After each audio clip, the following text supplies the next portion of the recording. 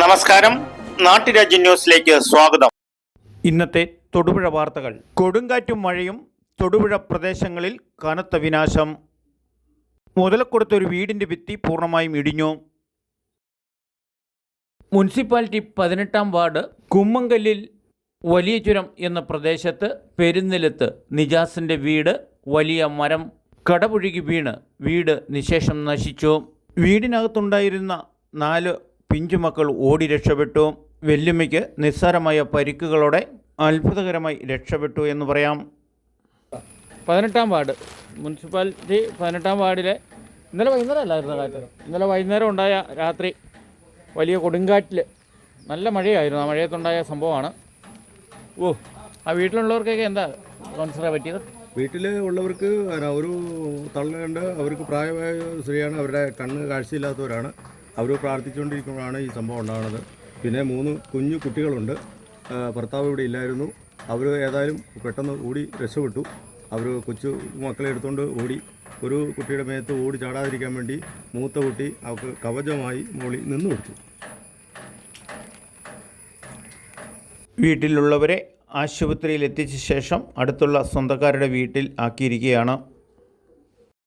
പിള്ളേരെയൊക്കെ ഒന്നും പറ്റാത്ത സാഹചര്യം.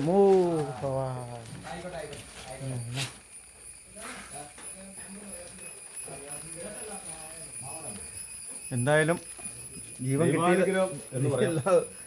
കിട്ടിയത് ഈ കൊച്ചു പിള്ളേരാ. ഈ കട്ടിലേലാണ് പിള്ളേരിരുന്നത്. ഇത് അതെ, എൻ്റെ അമ്മോ കഴിയുമ്പോൾ ചാടിയെങ്കിൽ ഇവിടെ അവർ പ്രാർത്ഥിച്ചുകൊണ്ടിരിക്കുകയായിരുന്നു. സാധനെ വന്നു കഴിഞ്ഞ് പിള്ളേർ ഈ കട്ടിലേലുള്ളത്, ആ പിള്ളേർ രക്ഷപ്പെട്ടു എന്ന് പറഞ്ഞാൽ തീർച്ചയായിട്ടും അള്ളാഹുവിൻ്റെ ഒരു വലിയൊരു അനുഗ്രഹം വീട്ടിലുണ്ട് ആ വീട്ടുകാർക്ക്. അതെ, ഇതുണ്ട്. ഒരു ഉമ്മാക്ക് കണ്ണാണാൻ പാടില്ല. അവരുടെ പ്രാർത്ഥിച്ചുകൊണ്ടിരിക്കുന്നു ഈ കസേരയില്. എന്നാലാണ് ഈ സംഭവം നടക്കുന്നത്. എന്തെല്ലാം കാണാനും എടുക്കാനും ഉണ്ടോ ഇനി ദൈവമേ. തള്ളാൻ 3 പിള്ളേരെ വീട്ടുമ്മ ഇവിടെ നമസ്കരിച്ചുകൊണ്ടിരിക്കുമായിരുന്നു. അതിൻ്റെയൊക്കെ ഒരു ശക്തിയുടെ പുറത്തായിരിക്കും ഒന്നും പറ്റാതിരുന്നതെന്ന് പറയാം.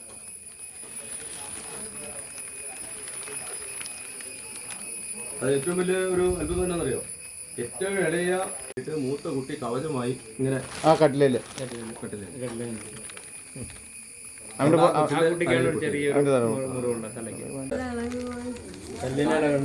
കാലിനൊരു മുറിവുണ്ട്, കാലിലൊരു മുറിവുണ്ട്.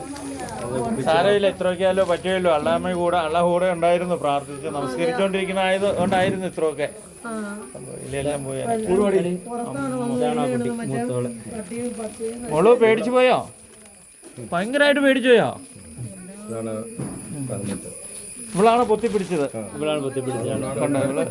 ഇവള് ഉറങ്ങുമായിരുന്നു, കുട്ടി കിടന്ന് ഉറങ്ങുമായിരുന്നു.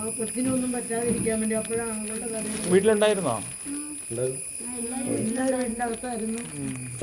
ഓതാൻ പോയിക്കോ, മദർസയിൽ വിട്ടു.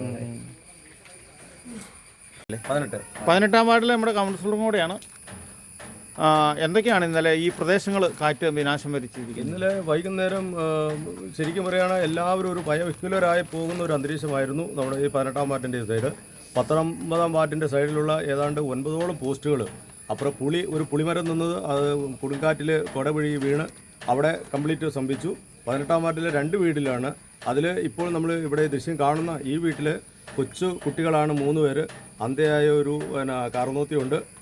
അവർക്ക് അവിടെ നിന്ന് എണീറ്റ് പോകാൻ പോലും കഴിയാത്തൊരു സാഹചര്യത്തിലാണ് ആഞ്ഞിലി വട്ടം വന്ന് വീഴുകയും വീട് തീർത്ത് 100% വീട് പൂർണ്ണമായി നശിച്ചു പോയി. ആ ഒരു രീതിയിലാണ് നമുക്ക് കാണാൻ കഴിയുന്നത്. അതേപോലെ ആ കൊച്ചു കുട്ടികൾ അവരുടെ ജീവനം കൊണ്ട് എങ്ങനെയാണ് ഓടിയെന്ന് പോലും നമുക്ക് പറഞ്ഞറിയിക്കാൻ പറ്റില്ല. അങ്ങനെ ഒരു അവസ്ഥയിലാണ്. തള്ളയുടെ തലയ്ക്ക് പരിക്കുണ്ട്, കൊച്ചു കുട്ടിയുടെ തലയ്ക്ക് പരിക്കുണ്ട്. ഇന്നലെ വൈകുന്നേരം തന്നെ ഇവിടെയുള്ള എല്ലാ ആളുകളും കൂടി ഗവൺമെൻറ് ഹോസ്പിറ്റലിൽ എത്തിച്ചു.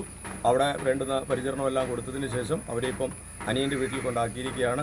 അവർക്ക് മറ്റു കാര്യങ്ങളൊക്കെ നൽകുന്നുണ്ട്. വീട് പൂർണ്ണമായും പോയിരിക്കുകയാണ്. വില്ലേജ് ഓഫീസർ സ്ഥലത്തെത്തി മുനിസിപ്പാലിറ്റിയിൽ നിന്ന് AE അടക്കം വന്ന് കാര്യങ്ങളെല്ലാം കണ്ട് റിപ്പോർട്ടാക്കിയിട്ടുണ്ട്. ഇനി അവർക്ക് ആ വീട് പൂർണ്ണമായി സജ്ജമാക്കി കൊടുക്കുക എന്നുള്ള ഒരു വലിയ ദൗത്യമാണ് ഇനി ഞങ്ങളുടെയൊക്കെ മുമ്പിലുള്ളത്. കുമ്മങ്കല്ല് സിറ്റിയിൽ 11 ഇലക്ട്രിക് പോസ്റ്റുകളാണ് കടപുഴി വീണിരിക്കുന്നത്.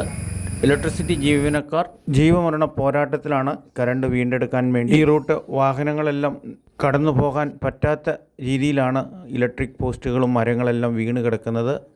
നാട്ടുരാജ്യ ന്യൂസിന് വേണ്ടി റിപ്പോർട്ടിംഗ് കുമ്മങ്കല്ലിൽ നിന്നും കെ വിജയൻ.